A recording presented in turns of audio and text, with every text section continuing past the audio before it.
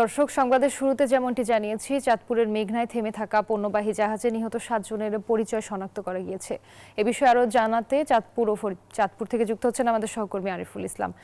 আরিফ, নিহতদের পরিচয় আর সেখানকার পরিস্থিতি নিয়ে একটু বিস্তারিত জানাবেন।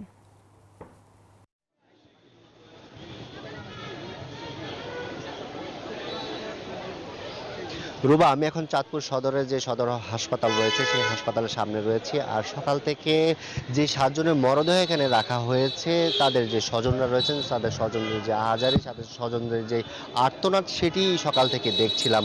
আর এখন হচ্ছে এখানে যে 7 জনের মরদেহ, এই 7 জনকে আবার ময়নাতদন্তের জন্য এখান থেকে নিয়ে যাওয়া হয়েছে। আর আহত যে আরও একজন বাকি আছে, তাকে চিকিৎসার জন্য ঢাকাতে নিয়ে যাওয়া হয়েছে। আর এখানে যেই স্বজনরা এসেছেন, যে তাদের স্বজনদের খোঁজে এখানে হসপিটালে যারা এসেছেন, আমরা একটু কথা বলবো যে আপনার কে মারা গিয়েছেন, বা এখন যিনি মারা গিয়েছেন তাদের সাথে আপনার সবশেষ কি কথা হয়েছে? একজন মারা গেছে আমার ভাই শেখ সবুজ, আর একজন মারা গেছে আমার বড় মামা গোলাম কিবরিয়া। আমার সাথে কথা হয় নাই। মৃত্যুর আগের দিন আমার বড় ভাইয়ের সাথে কথা হয়েছিল ওনার বড় মেয়ের বিয়ের ব্যাপারটা নিয়ে। 10 তারিখেও তার বিয়ের ডেট ছিল, সেটা নিয়ে কথা বলার পর তারপর আমাকে আমার বড় ভাই ফোন করে অবগত করে যে এই বিষয়গুলো, যে বিয়ের একটা ডেট পড়ছে, এই বিষয়গুলো নিয়ে কথা হয়েছিল। এতটুকু কথা হয়েছিল। আর আমি গতকাল অফিসে ছিলাম, তো বাড়ি থেকে আমাকে ফোন করে জানালো এরকম জাহাজে একটা ডাকাতি ঘটনা ঘটেছে। তারপর আমি আমার ছোট ভাইকে নিয়ে আমি সোজা এই হসপিটালে চলে আসি।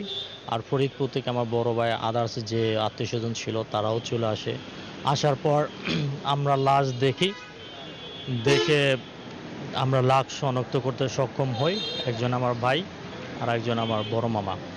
এবং তাদের লাশের যে কন্ডিশন, যেভাবে এলোপাতারিভাবে কোপানো হয়েছে আপনার ধারালো অস্ত্র দিয়ে, আপনার প্রত্যেকটার এই সাইডই নালে এই সাইডই ধারালো অস্ত্র দিয়ে কোপানো হয়েছে, এবং মৃত্যু নিশ্চিত না হওয়া পর্যন্ত ঘাতকরা ওখান থেকে যায় নাই। আমার কাছে মনে হলো যে এটা একটা পরিকল্পিত হত্যাকাণ্ড।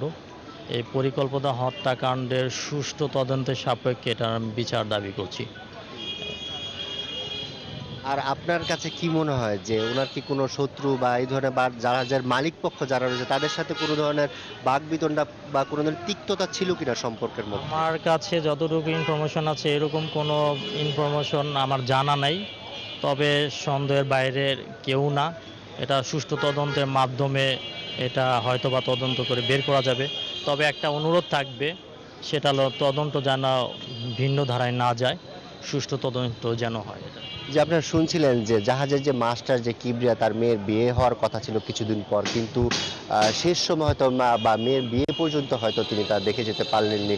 আর এখানে মূলত এই ছিল চাঁদপুর সদর হাসপাতাল থেকে আমার কাছে। আর ফরিদপুরে আছেন আমাদের সহকর্মী সোহাগ, সেখানে মূলত স্বজনদের আহাজারি বা স্বজনরা কি বলছেন। সোহাগ, আপনি একটু সেখানকার বিস্তারিত জানাবেন।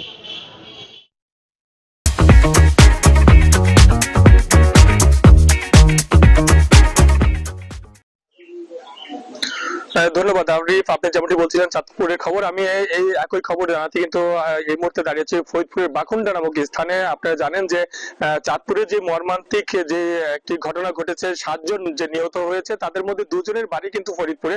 আমি সেই বাড়িতেই কিন্তু দাঁড়িয়ে আছি। আপনাদেরকে যদি একটু ক্যামেরার মাধ্যমে দেখানোর চেষ্টা করি, এই গোলাম কিবরিয়া বিশ্বাস এবং সবুজ শেখের বাড়িতে কিন্তু চলছে শোকের মাতম। আমরা কথা বলেছিলাম সবুজ শেখ এবং কিবরিয়া বিশ্বাসের পরিবারের সঙ্গে। তারা যেমনটি আমাদেরকে জানিয়েছেন যে এটি কিন্তু একটি পূর্ব পরিকল্পিত হত্যাকাণ্ড। তারা কিন্তু বিশ্বাস করছে না যে এটি ডাকাতি।